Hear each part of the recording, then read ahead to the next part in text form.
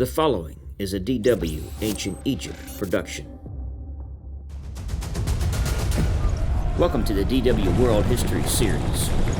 This biography highlights Tuthmosis III, who was known as the Napoleon of Egypt. He was the first king to ever truly document a battle in specific detail and will follow this conflict as it happened.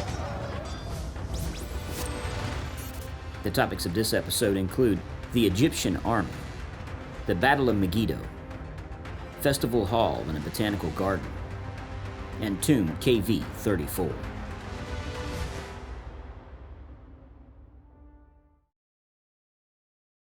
In the last episode, we discussed the reign of Queen Hatshepsut. She had been originally designated co-regent on behalf of her stepson, Tuthmosis III, but within a few years, she subverted his position to become ruler of Egypt. Reversing the roles, Tuthmosis III became co-regent for the first 22 years of his reign and disappeared from the historical record. Since he becomes Egypt's greatest military pharaoh, it is safe to say he was with the army during her 22 years of power. As discussed in the previous episode, he could have probably taken the throne at any time and most likely allowed her to rule, but the true circumstances are unknown. When Hatshepsut died, Tuthmosis III became pharaoh and immediately set his eyes on the Levant and opened up his Near Eastern campaign. The Egyptian army. The military was now, since the Middle Kingdom, a standing army. It consisted of three components. At the top was the chariot corps, the elite military unit, introduced by the Hyksos. These chariots were light, maneuverable, and pulled by two horses. The chariots were basically platforms for archers and were the main weapon of battle. Each carried a driver and an archer. Unfortunately, they broke down often. The second component of the army was another elite corps, the archers. They marched with the infantry and were sometimes Nubian mercenaries. As noted before, Nubians were highly skilled bowmen. The third component was the infantry. They made up the largest body of the army and set the pace of campaigning about 15 miles a day. Roughly every 100 miles equaled about a week's worth of travel.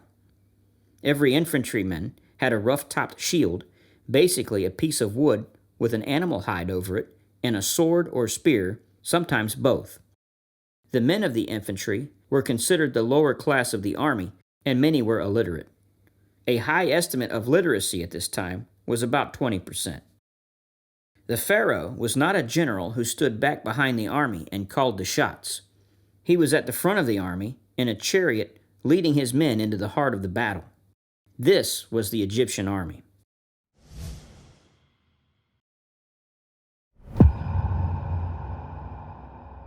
The Battle of Megiddo.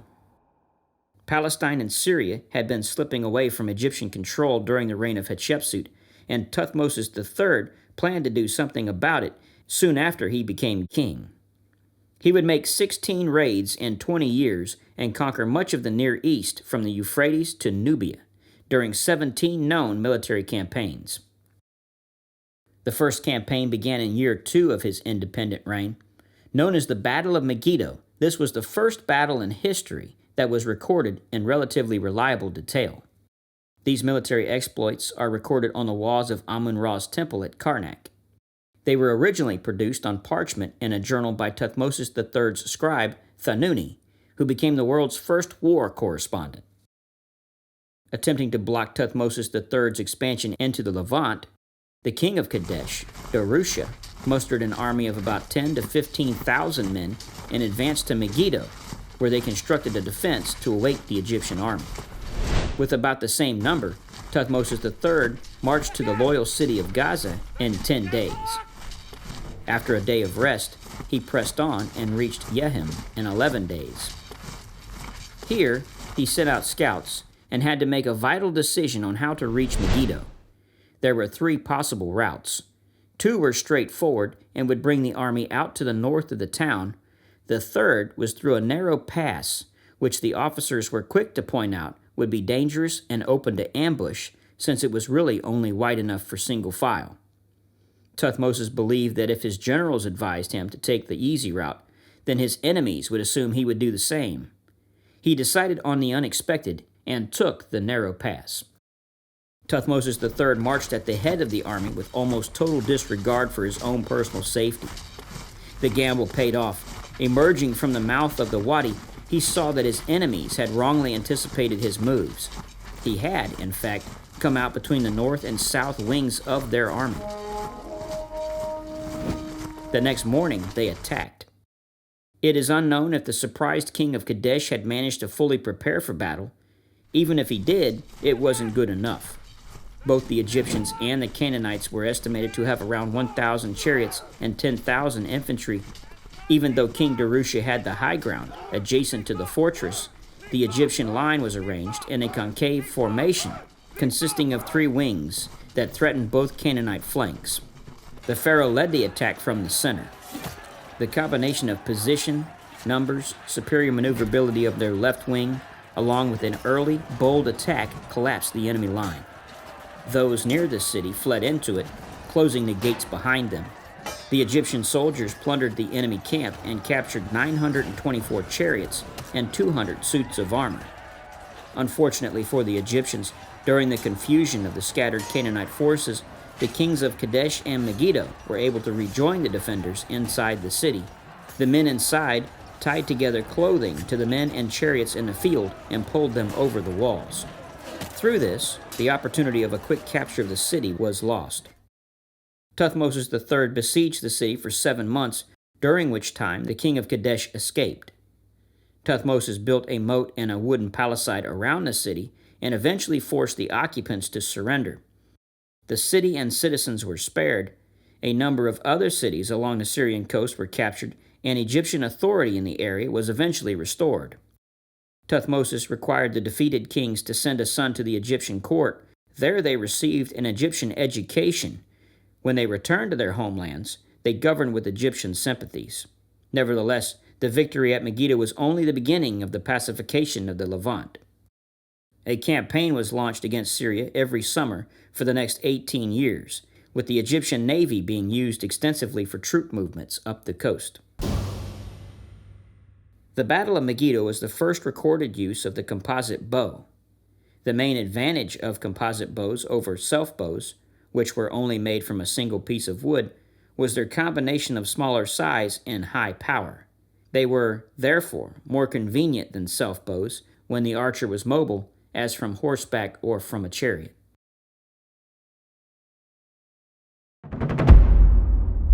Festival Hall and the Botanical Garden. Tuthmosis III was also a great builder. He constructed over 50 temples, most of which were in Karnak. He erected 2 obelisks at Karnak, one of which now stands in the Hippodrome at Istanbul. At the east end of the Karnak complex, Tuthmosis III built his festival hall, which was unique in design. Its unusually shaped columns represented the poles to the king's campaign tent. Located on the southwest, it revealed the names of 61 kings beginning with Snefru. Only the names of 39 kings are still legible. It is not a complete list, but it contained the names of kings from the first and second intermediate periods, which were omitted in other king lists. Behind the hall was a small room with 4 clustered papyrus columns. Known as the Botanical Garden, it represented the animals and plants that he brought back from Syria during one of his campaigns in year 25. He also recorded his campaign on a black granite victory stele that was discovered at the Temple of Amun in Nubia, at Gebel Barkal. In 25 lines, this stele records how the king smote all before him.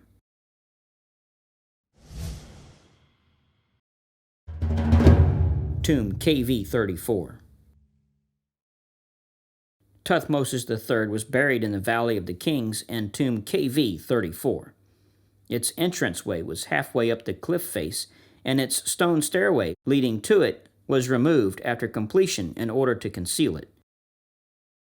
The tomb used a plan which was typical of 18th dynasty tombs, with a sharp turn at the vestibule preceding the burial chamber. 2 stairs and 2 corridors provided access to the vestibule, which was preceded by a shaft. This was the first tomb where archaeologists found the complete text of the Amduat, an important New Kingdom funerary text. This was located in the vestibule. The oval-shaped burial chamber was supported by 2 pillars, and its ceilings were decorated with stars, symbolizing the cave of the deity Sokar, who is associated with the deity Osiris. In the middle of the burial chamber was a red quartzite sarcophagus in the shape of a cartouche. On the 2 pillars in the middle of the chamber were 2 passages of the Litany of Ra. A unique image depicting Tuthmosis III being suckled by the goddess Isis in the guise of a tree was on the other pillar. These wall decorations were created in a simple diagrammatic way, imitating the manner of the cursive script, instead of the more lavish wall decorations that were typically seen on other royal tomb walls. These wall paintings are religious texts drawn as if on papyrus with stick figures. Tuthmosis III is the first to have his own Book of the Dead painted on his walls. For all of the effort of concealing the entrance to the tomb, ancient robbers still found their way in and destroyed much of what was built. The mummy of Tuthmosis III was reburied, however, during year 11 of the 22nd dynasty.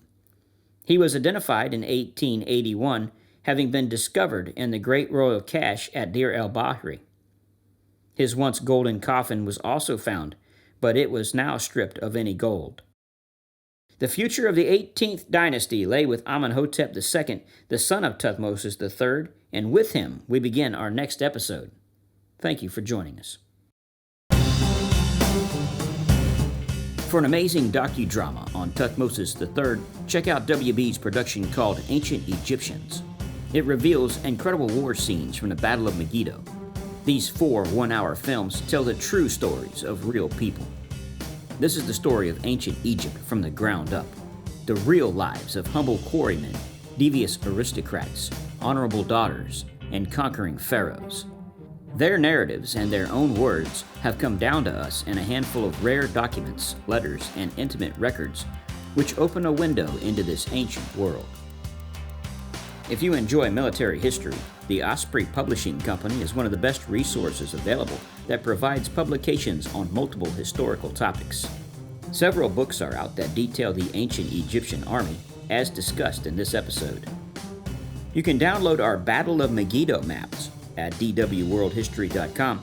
This is free to our patrons of Patreon. See the links below for further.